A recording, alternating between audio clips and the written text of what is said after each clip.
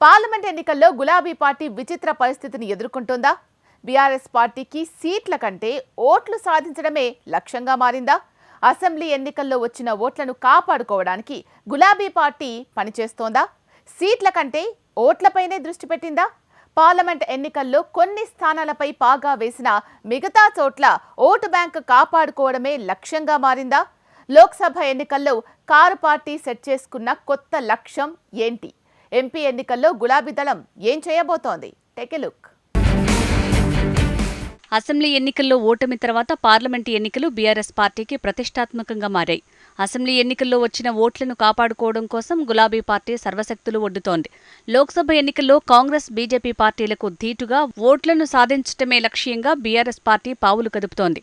2019 parliament ఎన్నికల్లో అప్పటికే అధికారంలో ఉన్న బీఆర్ఎస్ పార్టీ 9 పార్లమెంటు స్థానాల్లో మాత్రమే గెలిచింది. ఇక మిగిలిన వాటిలో బీజేపీ 4, కాంగ్రెస్ 3 లోక్సభ స్థానాల్లో విజయం సాధించాయి. అయితే అసెంబ్లీ ఎన్నికల్లో ఓటమి చవిచూసిన ఆ పార్టీ ఇప్పుడు పార్లమెంటు ఎన్నికల సమరానికి సిద్ధమైంది.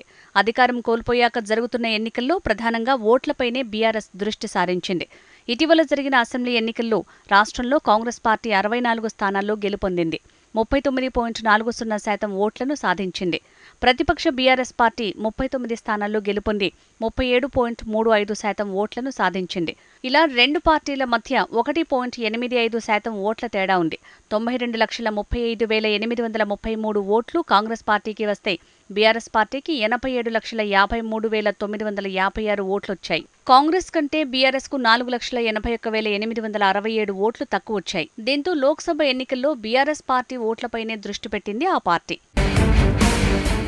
2019లో జరిగిన లోక్సభ ఎన్నికల్లో బీఆర్ఎస్ పార్టీ 9 స్థానాల్లో గెలిచింది. ఆ ఎన్నికల్లో బీఆర్ఎస్ కు 76,96,848 ఓట్లొచ్చాయి. 41.71% ఓట్లను సాధించింది బీఆర్ఎస్ పార్టీ. ఇక బీజేపీ 4 లోక్సభ స్థానాల్లో గెలిచింది. 36,22,173 ఓట్లొచ్చాయి. 19.65% ఓట్లను సాధించింది. మరి కాంగ్రెస్ పార్టీ 3 స్థానాల్లో గెలిచి 54,96,686 ఓట్లొచ్చాయి.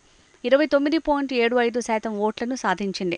దీంతో ఇప్పుడు జరుగుతున్న లోక్సభ ఎన్నికల్లో బీఆర్ఎస్ పార్టీ తన ఓటు బ్యాంకును పదిలం చేసుకోవడంపై దృష్టి సారించింది.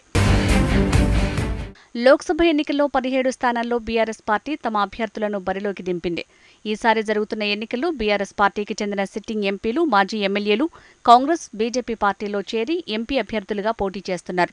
అభ్యర్థుల తరపున గులాబీ బాస్ కేసీఆర్ బస్సు యాత్రను చేపట్టారు. రోడ్ షోలు నిర్వహిస్తూ పార్టీ శ్రేణుల్లో జోష్ నింపే ప్రయత్నం చేస్తున్నారు.